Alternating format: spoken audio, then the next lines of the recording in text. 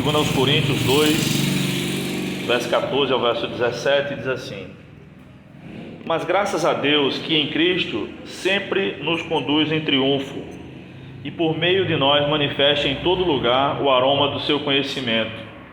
Porque para Deus somos o bom aroma de Cristo, tanto entre os que estão sendo salvos, como entre os que estão perecendo. Para estes somos cheiro de morte, para a morte, mas para aqueles aroma de vida, para a vida. E quem está preparado para essas coisas? Porque não somos mercenários da palavra de Deus, como tantos outros, mas falamos em Cristo com sinceridade, da parte de Deus e na sua presença. Amém? Eu quero meditar com vocês hoje sobre o tema o olfato na adoração. O olfato, o cheiro, né? Os 5 sentidos humanos, olfato, tato, paladar e assim por diante, foram criados por Deus para que a nossa existência aqui na Terra seja muito mais interessante e segura. Eles também estão relacionados à adoração ao longo de toda a Bíblia. Por meio do cheiro da fumaça ou de um vazamento de gás, por exemplo, podemos salvar nossa vida e a de muitas outras pessoas. Aliás, o gás de cozinha naturalmente não tem cheiro. É colocado um aroma ali, um cheiro, né? Para que caso ele vaze a gente perceba. Porque senão, como ele é sem cheiro, de repente todo mundo ia desmaiar. E ninguém ia saber quando ia estar vazando, quando não ia estar vazando. Também pelo olfato podemos sentir o cheiro agradável das plantas, das flores, de uma pessoa por quem nos apaixonamos, de lugares que conhecemos, de bons momentos que vivenciamos. Um cheiro forte e agradável pode trazer inúmeras boas memórias à nossa mente e fica registrado em nossa memória, despertando todo tipo de boas emoções todas as vezes que o sentimos. Então tem alguns lugares que tem o seu próprio cheiro, aquela planta forte, né, que tem o seu cheiro forte, cheiro gostoso, o perfume de alguém que a gente gosta, algum parente, algum amigo, e às vezes a gente passa, sente na rua e lembra, né? Então o olfato é uma bênção, né? Durante o período da pandemia e mesmo após, muita gente ficou sem conseguir sentir cheiro de nada.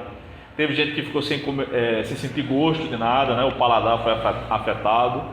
Eu não, eu tive Covid, mas não perdi nem o olfato, nem o paladar, só fiquei um pouco mais ofegante.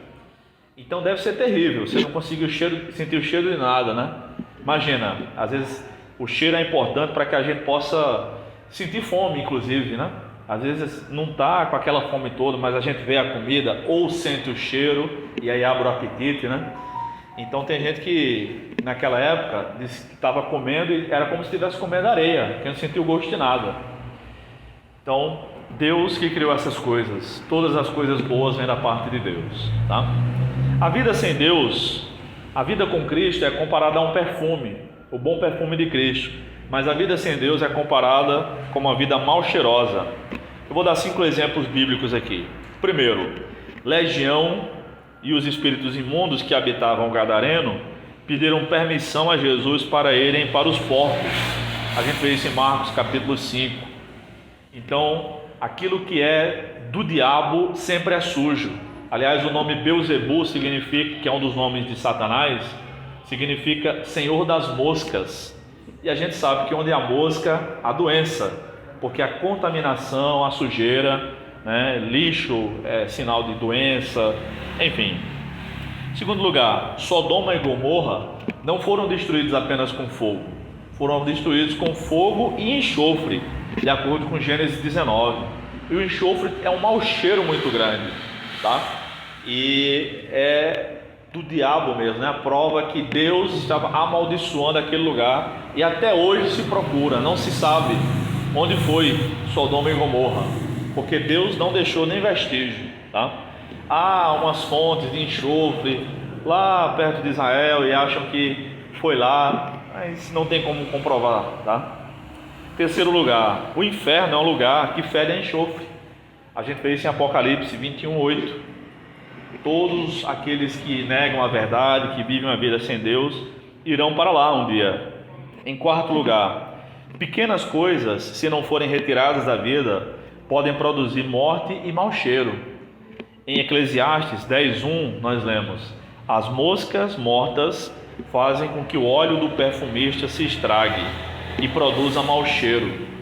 Veja só, pode estragar até um perfume, uma mosca morta.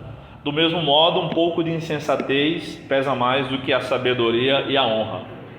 É aquela pessoa que reclama na fila do banco, né?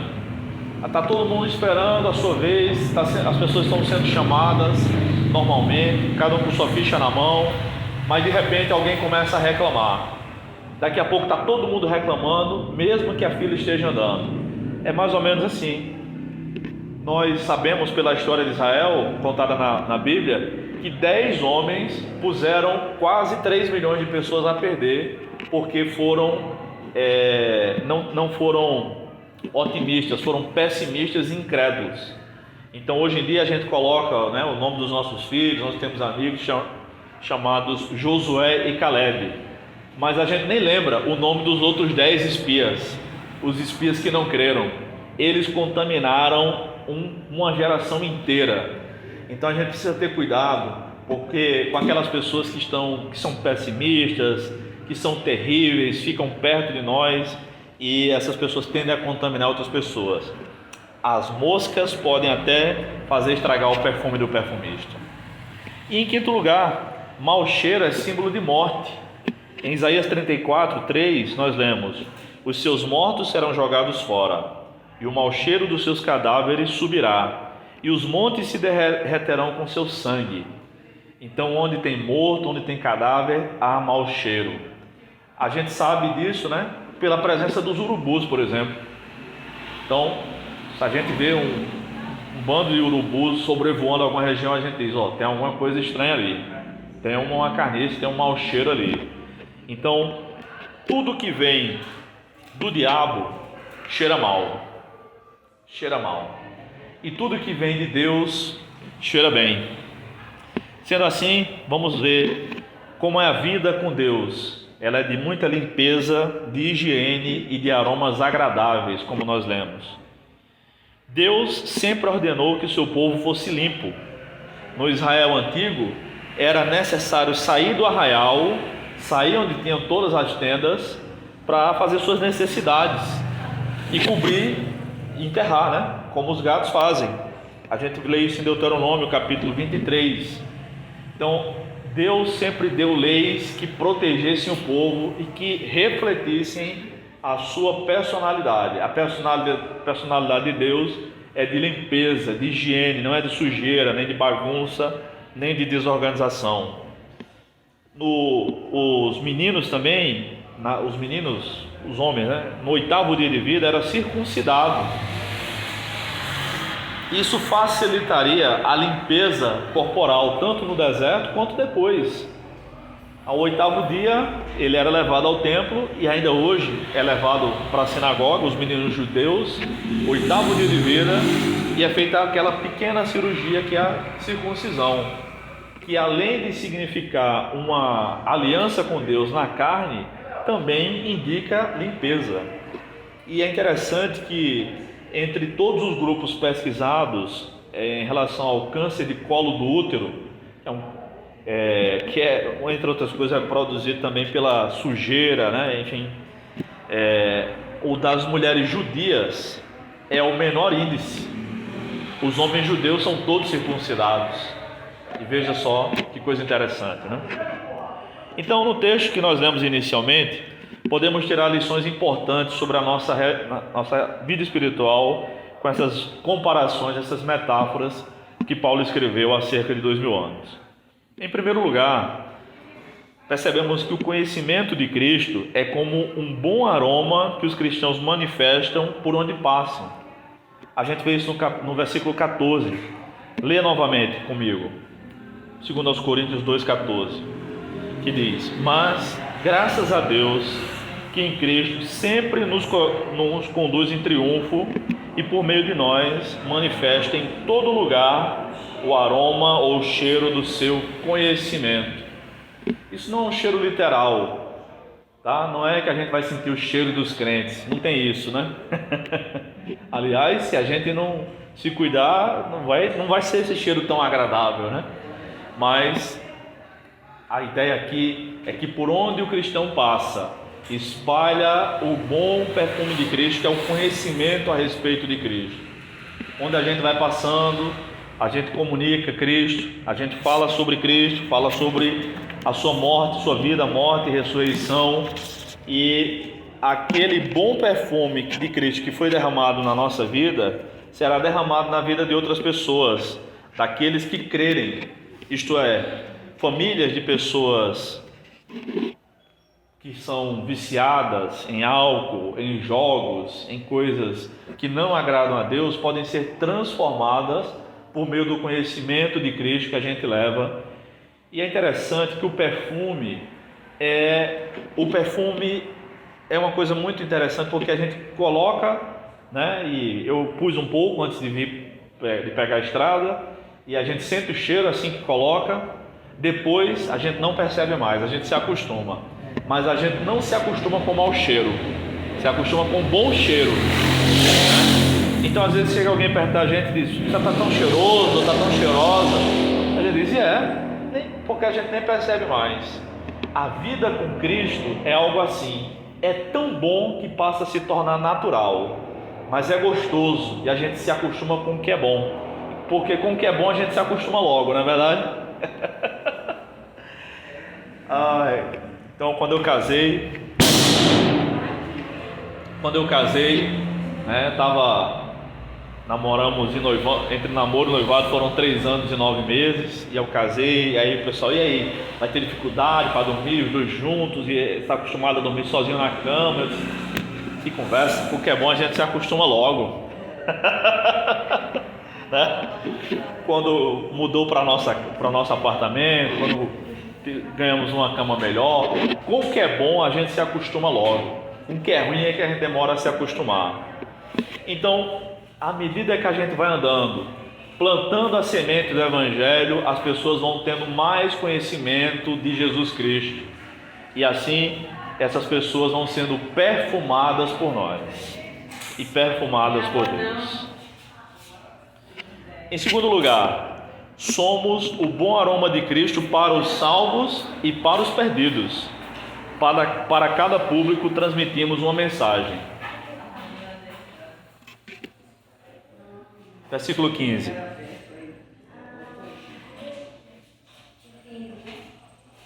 Versículo 15. Porque para Deus somos o bom aroma de Cristo, tanto entre os que estão sendo salvos, como entre os que estão perecendo. Algumas versões dizem assim: tanto entre os que são salvos, como os que perecem. Não está correta essa tradução. A ideia é no gerúndio, algo que está acontecendo. Então é tanto entre os que estão sendo salvos, como os que estão perecendo. Primeiramente, nós fomos salvos quando cremos em Cristo, estamos sendo salvos agora e seremos salvos. Isso aponta para três pontos da obra de Cristo na cruz. Primeiro, nós fomos salvos quando cremos, é a justificação. Nós fomos justificados por Deus. No tribunal celestial, nós éramos réus e culpados. Não havia ninguém para nos absolver. E aí, Deus bateu o martelo como justo juiz e nos declarou inocentes. Isso é a justificação. Mas alguém tem que pagar pelos nossos pecados, e esse alguém é o Senhor Jesus Cristo. Em segundo lugar, a santificação, que é um ato e é um processo. Deus nos salvou quando cremos nele, sim, estamos posicionalmente em Cristo, estamos santificados, mas também devemos continuar buscando a santificação, sem a qual ninguém verá o Senhor, diz a Bíblia. Então a santificação significa que nós estamos sendo salvos. Deus está nos salvando agora de nós mesmos. Primeiro Ele nos salvou do poder do diabo e do poder do pecado, do domínio do pecado. Agora Ele está nos salvando de nós mesmos, da nossa própria maldade, da nossa própria ruindade. E num futuro próximo nós seremos salvos definitivamente.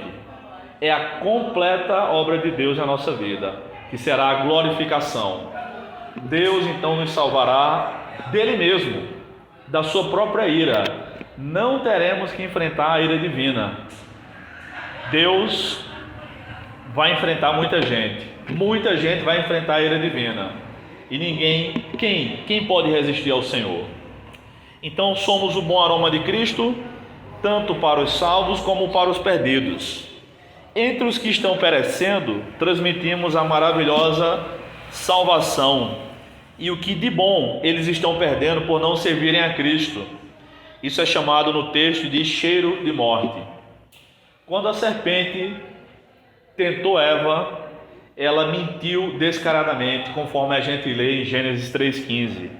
Deus havia dito: você pode comer de toda fruta, de todo o fruto de qualquer árvore que está no jardim. Desse fruto apenas, de um só, você não pode comer.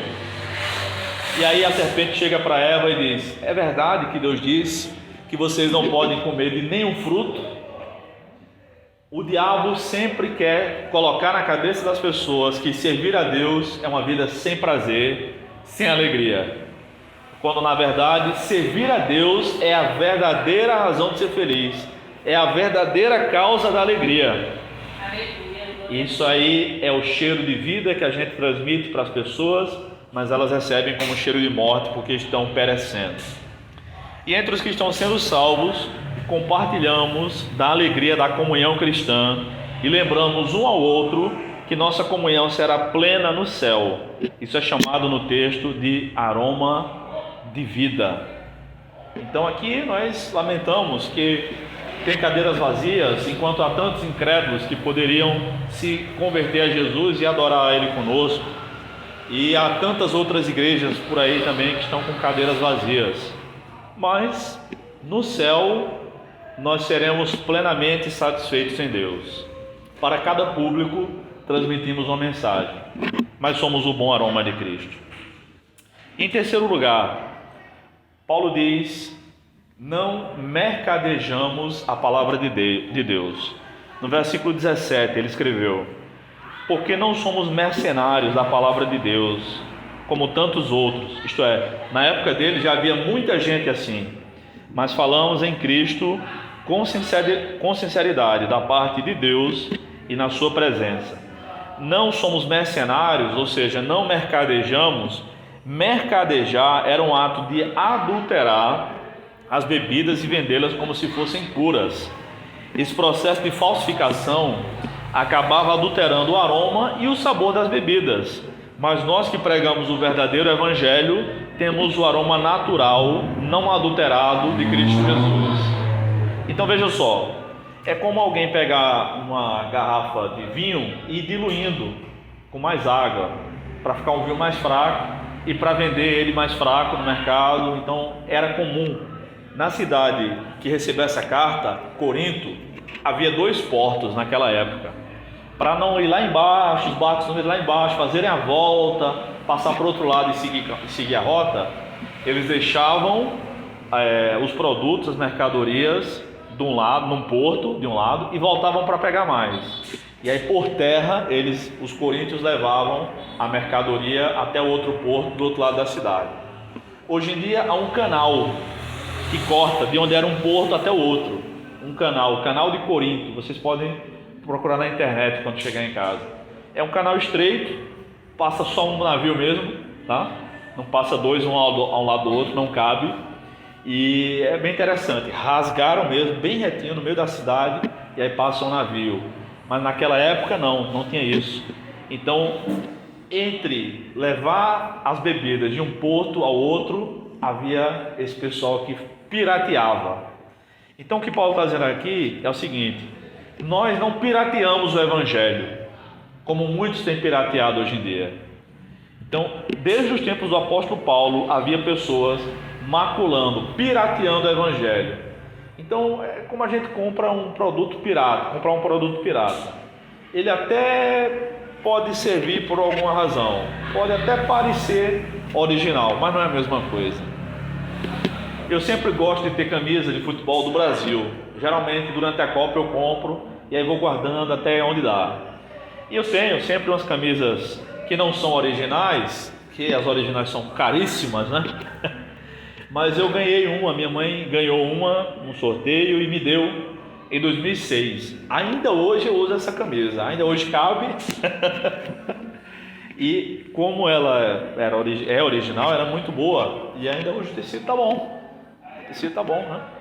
Então, veja, quase 18 anos. 18 anos que eu tenho essa camisa.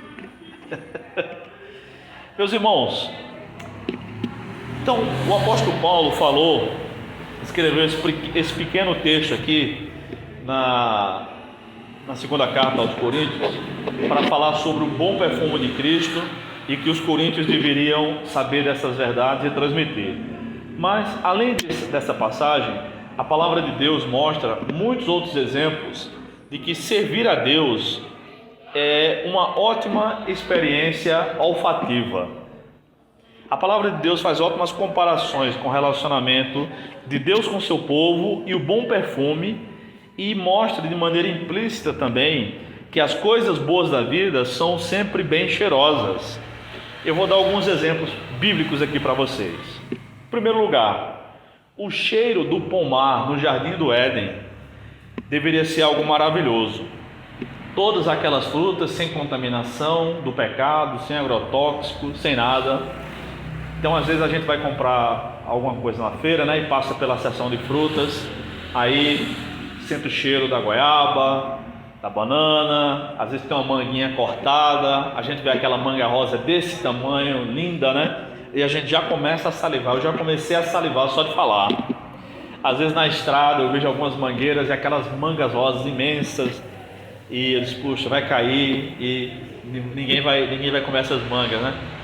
Caju, enfim, imagina, tudo que é fruta que você gosta tinha lá no jardim do Éden. Imagina o cheiro agradável que era. Com certeza era um lugar ótimo para fazer uma bela caminhada no fim da tarde, quando Deus vinha falar com o homem e eles conversavam abertamente, até que eles se esconderam, o homem e a sua esposa, quando pecaram.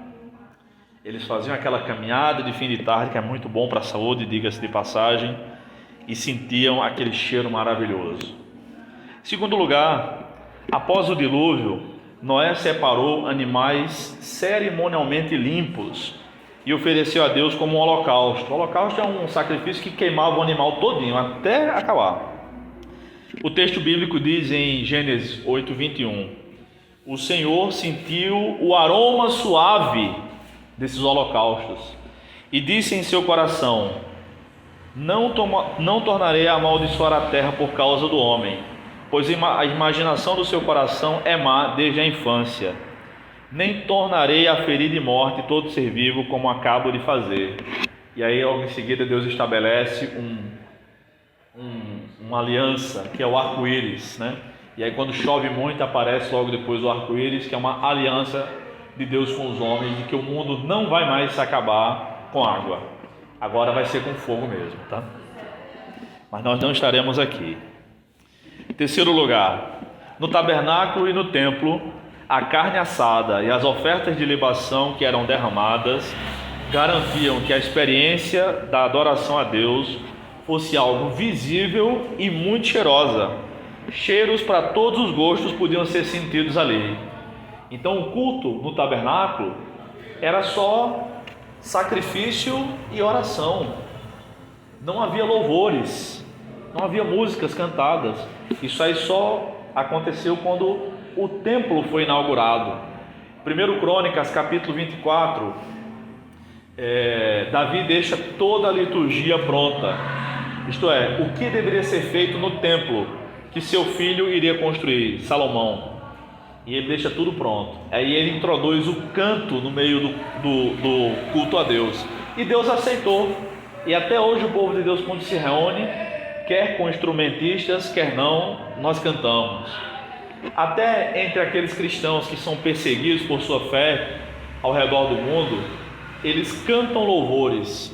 E há relatos, irmãos, que hoje nós podemos abrir essa porta, podemos cultuar livremente, se quiséssemos poderíamos ter ligado o som, enfim.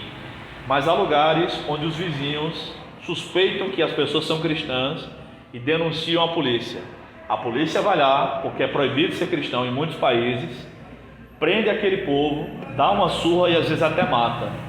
Então há muitos relatos de que os crentes se reúnem numa casa, discretamente, como quem faz apenas uma visita, colocam música do rádio normal, aumentam bastante o volume e cantam louvores a Deus. E simulam bater palmas assim, como vocês estão me vendo fazer. Porque se eles baterem palmas de verdade, enquanto louvam a Deus, os vizinhos vão ouvir, vão denunciar, vão perceber que é um culto, vão denunciar e eles vão ser presos ou mortos. Então aproveitemos toda a liberdade que Deus nos deu para louvar a Deus, para cultuar, quer aqui, quer na sua casa, no sítio, no meio da rua, onde a gente passar. Porque esse é um privilégio do Brasil. Nós podemos louvar a Deus, cultuar, nos reunir para cultuar livremente. Quarto lugar, os bons cheiros também são muito importantes, até no namoro e no ato conjugal, né? A gente vê em Cantares, a sunamita canta, Salomão responde e vice-versa, né? Ali é um cântico romântico, amoroso, tá? A sunamita disse a Salomão, Cantares 1:3: suave é a fragrância dos teus perfumes, teu nome é como um perfume que se derrama, por isso as jovens te amam. Então suave é a fragrância dos teus perfumes.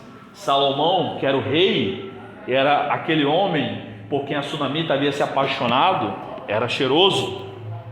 Salomão responde em Cantares 2:13: a figueira começa a dar os seus primeiros figos, as vinhas estão em flor e espalham a sua fragrância. Levanta-te, minha amada, minha bela, e vem. E ele a convida para o ato conjugal.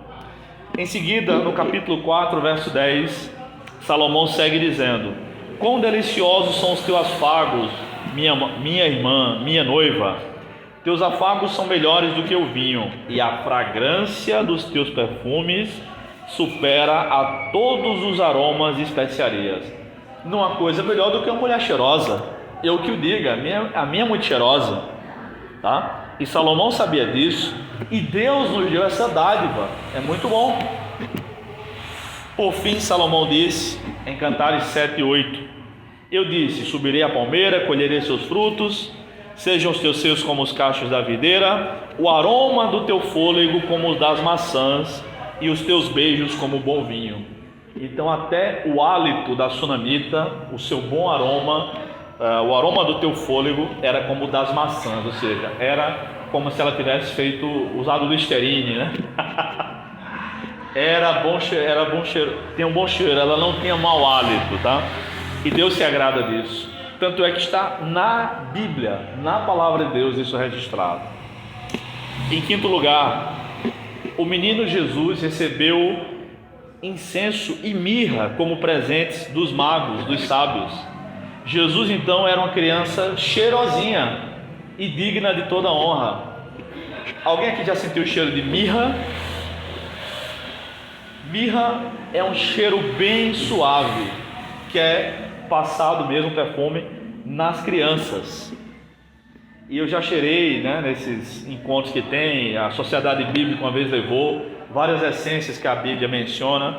Aí a gente cheira uma, cheira o café, né, que é para cortar o cheiro, cheira outra, parece com o cheiro daquele perfume da Johnson & Johnson, que tem a embalagem verdinha que a gente bota nos bebês, parece com aquele cheiro. Então eu imagino Jesus como um menino, uma criança que traz alegria a qualquer família, né, uma criança recém-nascida, enfim. Essa semana passada, agora quinta-feira, nós fomos visitar a prima de Kelly, ganhou bebê, né, recentemente, e ela devia estar com menos de uma semana, né, Kelly? Acho que nasceu sexta, fez uma semana ontem, né? E aí bem pequenininha, tal, mas cheirosinha, cabelo bem cabeludinho, aquela coisa linda. E aí eu peguei, nenhuma foto ficou boa, porque não tem um jeito para pegar, e eu com medo de derrubar, me inclinava assim, né, sem costume. E eu fico pensando, Jesus, aquela criancinha que, como qualquer pessoa normal, teve que aprender a andar, devia estar aprendendo a andar. Quando os magos chegaram lá, eles não pegaram Jesus na manjedoura. Quem viu Jesus na manjedoura foram os pastores, que chegaram na mesma noite, não os magos. Os magos chegaram meses depois, e aí deram esse presente. Então, além de tudo, o Senhor Jesus, desde a infância, com certeza era uma criancinha bem cheirosinha, né? Em sexto lugar, uma mulher pecadora chamada Maria derramou perfume caríssimo aos pés de Cristo.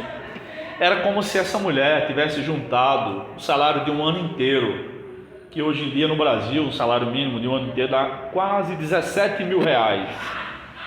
Então ela juntou e levou lá cerca de 300 ml, mais ou menos 2 copos desses que a gente bebe de água, de perfume, que custava quase 17 mil reais se fosse hoje. E o texto de Lucas 7, 37 e 38 diz assim: E havia uma mulher pecadora na cidade. Quando soube que Jesus estava à mesa na casa do fariseu, ela trouxe um vaso de alabastro com perfume, e pondo-se atrás dele e chorando aos seus pés, começou a molhar-lhe os pés com as lágrimas e a enxugá-los com os cabelos. E beijava-lhe os pés e derramava o perfume sobre eles, sobre os pés de Jesus. Essa mulher, a Bíblia não diz que ela era prostituta, muita gente às vezes diz que ela era prostituta, não, ela era pecadora. Você conhece alguém que não é pecador? Todo mundo que a gente conhece é pecador. Então ela teve um privilégio que nenhum de nós teve até hoje, né? Mas quem sabe na eternidade.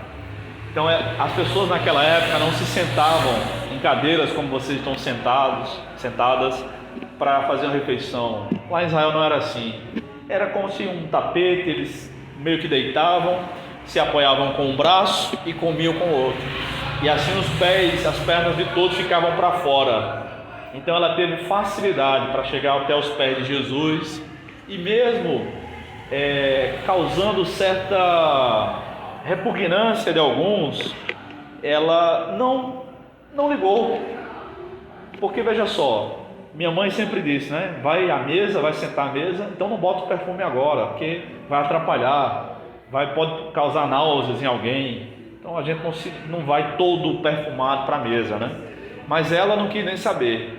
Estavam todos comendo, ela derramando perfume, beijando os pés do Senhor, e ali ela adorando Jesus. E até cogitaram, né? Não foi só Judas que pensou isso, tá? Os outros apóstolos também, os outros presentes também. Esse dinheiro poderia ser usado para dar aos pobres. Sim, poderia. Mas Jesus disse, não, ela está fazendo um ato aqui, que ela será lembrada onde esse evangelho for pregado. Hoje ela está sendo lembrada. E que privilégio. Significa aqui, irmãos, muito além do perfume. Significa que ela deu o melhor que ela tinha para Deus, para Jesus, e adorou a Jesus ali, enquanto os outros estavam preocupados com a comida, com o fato dela ser uma mulher de reputação pecadora na cidade, com a possível preocupação que deveria ser falsa de usar o dinheiro daquilo ali para ajudar outras pessoas pobres. Ela estava preocupada com o que realmente importa na vida: adorar Jesus Cristo. E ainda foi uma experiência olfativa maravilhosa. Foi uma noite inesquecível e com certeza a noite mais cheirosa que Jesus e todas as pessoas ali presentes tiveram. Em sétimo lugar, o discípulo amado, que era o apóstolo João, sentiu mais de perto o cheiro de Jesus. Agora não mais o Jesus menino, o bebezinho, mas do Senhor Jesus adulto, com 33 anos de idade. Em João capítulo 13, versos 23 a 25, nós lemos: Perto de Jesus estava sentado um dos seus discípulos, aquele a quem Jesus amava. Então Simão Pedro fez-lhe sinal, pedindo: Pergunta-lhe de quem ele está falando. Esse discípulo, inclinando-se para Jesus, perguntou-lhe: Senhor, quem é? A pergunta quem é era em relação a quem o trairia. Então nós sabemos que João reclinou a cabeça no peito de Jesus. Lembrem-se, eles comiam em círculo, não era como nas cadeiras que você estava. Então João não fez assim, né? Para botar a cabeça no peito de Jesus. Ele fez assim para trás, meio que deitado, estava na frente de Jesus, reclinou: Senhor, quem é? E aí, de perto, ele pôde sentir, tocar em Jesus e sentir o cheiro de Deus. o cheiro de Deus encarnado, o cheiro de nosso Senhor Jesus Cristo. É interessante que depois que Jesus morreu, ressuscitou, subiu para o céu, alguns hereges começaram a dizer que Jesus nunca havia encarnado, que ele era um espírito que as pessoas viram. E aí o apóstolo João, algumas décadas depois, escreveu as suas cartas, o seu evangelho e o livro de Apocalipse, mais ou menos na mesma época, já no fim da sua vida. E a primeira carta de João foi escrita justamente para combater esse falso ensino de que Jesus era apenas um espírito, que era chamado de gnosticismo naquela época. E ele não começa dizendo assim, as 10 razões, as 10 provas de que Jesus veio em carne. Não, a primeira carta de João começa assim, acerca daquele que nós vimos, daquele que nós tocamos, do verbo da vida, é que eu vou falar dele. Basta. Significa, irmãos, entre tantas coisas, que por mais argumentos que alguém tenha e que a gente não saiba refutar, muitas vezes, a experiência que nós temos com Deus, ela não pode ser substituída por nada.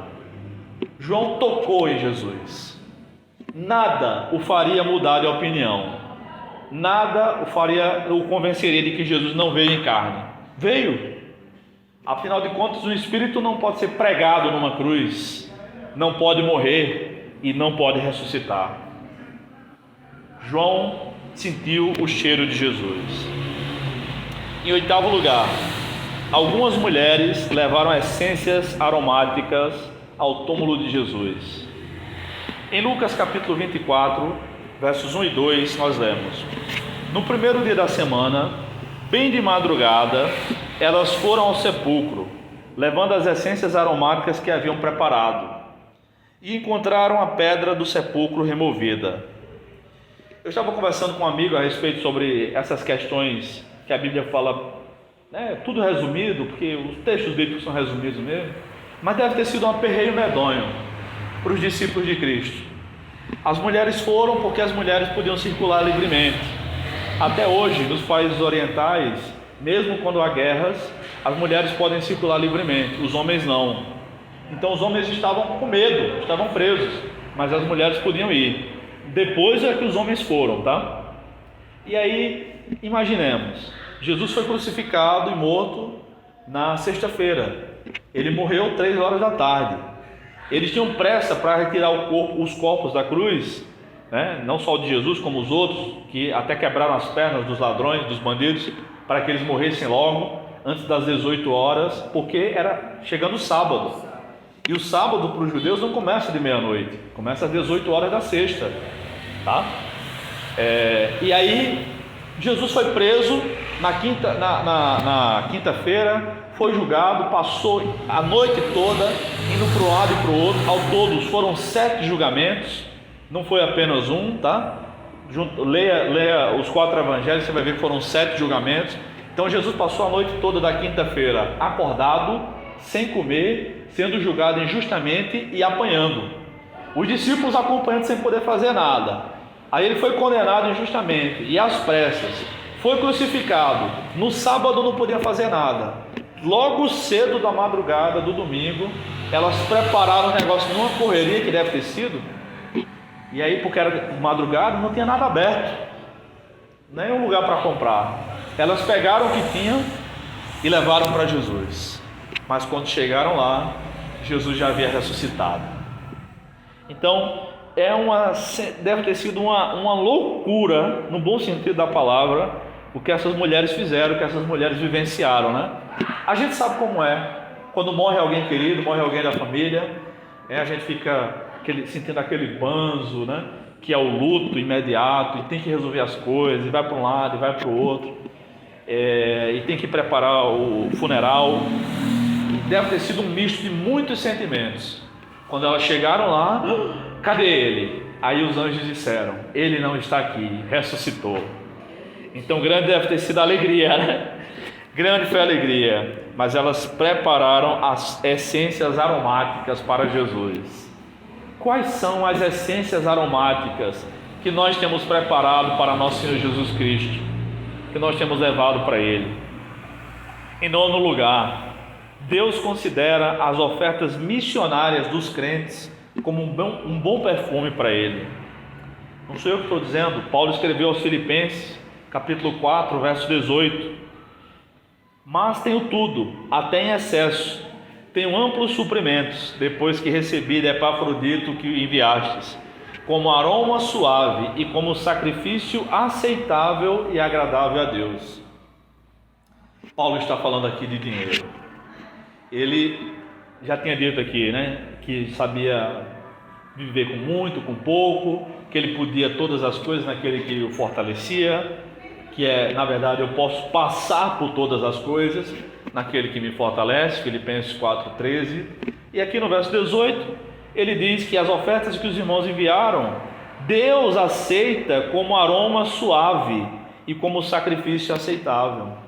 Para Deus, isso é comparado aos sacrifícios que eram feitos no Antigo Testamento todos os dias, de manhã e de tarde. Então, quando nós ofertamos na causa do Senhor, ou na igreja, ou para um missionário, ou para alguém pobre, para alguém que precisa, Deus recebe, não só a pessoa ou a igreja recebe aquilo, mas Deus recebe aquela oferta como se fosse um aroma agradável, um cheiro bom que o agrada, que o alegra, como o alegrava no Antigo Testamento os holocaustos. Qual tem sido as nossas ofertas? Em 10º e último lugar, Deus também recebe as orações dos crentes como um aroma suave. Então não pense que está incomodando Deus. Deus, na verdade, sente alegria, prazer em ouvir nossas orações. Tanto no Salmo 139, como em Mateus capítulo 6, são ditas as mesmas coisas. Ainda que a gente fale qualquer coisa, Deus já conhece todas as nossas necessidades, porque Ele é onisciente. Então, na verdade, a oração não é a comunicação das nossas necessidades a Deus. A oração é comunhão com Deus, não é comunicação. Em Apocalipse capítulo 8, versos 4 e 5, diz o seguinte: da mão do anjo subiu diante de Deus a fumaça do incenso junto com as orações dos santos. Em seguida o anjo pegou o incensário, encheu com fogo do altar e o lançou sobre a terra. E houve trovões, vozes, relâmpagos e terremoto. Deus não somente recebe as nossas orações como um incenso que sobe aos céus, mas Ele responde. E essa oração respondida da parte de Deus pode provocar na terra até mesmo trovões, vozes, relâmpagos e terremoto, curas, milagres, libertação, coisas tremendas. E Deus não esquece das nossas orações. Aquela oração que a gente fez e esqueceu, Deus não esqueceu. Ele vai responder de acordo com a vontade dele. Aquilo que a gente pensou, eu preciso orar mais por isso, Deus já recebe como uma oração. Mas continue orando. Deus se agrada das orações dos crentes. A adoração e o olfato estão relacionados ao longo de toda a Bíblia. É interessante como o olfato vem, o bom cheiro vem da limpeza. No Novo Testamento, a doutrina bíblica é chamada de doutrina sã, a sã doutrina. Sã doutrina significa doutrina higiênica, doutrina limpa. A palavra sã também vem a água sanitária, que é uma água especial. Quando a gente quer limpar melhor as coisas, a gente usa a água sanitária, a água higiênica. Assim é a doutrina de nosso Senhor Jesus Cristo. Assim deve ser a vida dos crentes. É interessante isso, irmãos, porque a gente vê isso no dia a dia. A gente visita a casa de um irmão, de uma irmã, e vê a casa arrumadinha, limpa, cheirosa, numa situação normal, né? Se tiver criança, se tiver adultos trabalhando, é normal ter uma coisa ou outra fora do lugar, mas não é normal ter tudo fora do lugar, o tempo inteiro. A gente logo percebe que a vida daquela pessoa não está em dia, não está bem. Na verdade, o que eu tenho percebido é o seguinte, que a casa reflete a situação da própria pessoa, de seus donos. Quando a casa é sempre, o tempo inteiro, rigorosamente arrumada, geralmente a pessoa é uma pessoa muito rígida, às vezes até chata, que não quer nada fora do lugar em momento nenhum. Quando a casa é uma bagunça completa, pode perceber, a cabeça e a vida da pessoa estão uma bagunça. Mas quando é alguém normal, a casa geralmente está limpa, arrumada, podendo ter uma ou outra coisa fora do lugar, naturalmente, porque seres humanos estão circulando ali. Então, como anda a nossa vida? Como anda a nossa mente? Como anda a nossa casa? Vamos colocar em ordem todas as coisas, porque Deus é um Deus de ordem, de organização, de higiene, de limpeza e de bons cheiros. Concluindo, como tem sido nossa vida diante de Deus? Se temos vivido de maneira digna do Evangelho, em comunhão com Deus e com os irmãos, nossa vida tem exalado o bom perfume de Cristo. Se nós temos vivido de qualquer maneira, a tendência é que a podridão vá tomando conta aos poucos. A podridão no nosso coração, não somente a podridão espiritual, mas emocional também, às vezes até física. O endemoniado gadareno cheirava mal. Deus espera que nossa experiência religiosa seja algo agradável, tal como um bom perfume, e não que cheire mal, como um odor desagradável. Como tem sido nossa relação com os irmãos? Como um bom perfume que atrai as pessoas ou como um mau cheiro que as afasta de nós? Nossas atitudes são semelhantes ao cheiro que sentimos. Damos graças a Deus pelo privilégio de conseguir distinguir entre os mais diversos cheiros. Deus nos criou para desfrutarmos da criação e de todos os prazeres lícitos deste mundo de maneira santa. Ele também relaciona a comunhão com Ele mesmo com questões que qualquer criança consegue entender, como o olfato, por exemplo, pois deseja se comunicar conosco de maneira clara. Então, até mesmo uma criança pode entender essa mensagem de que nós somos o bom perfume de Cristo, porque Deus deseja se comunicar conosco de modo eficaz. Que Deus nos ajude, que Ele tenha misericórdia de nós e que exalemos o bom perfume de Cristo até a segunda vinda. Amém.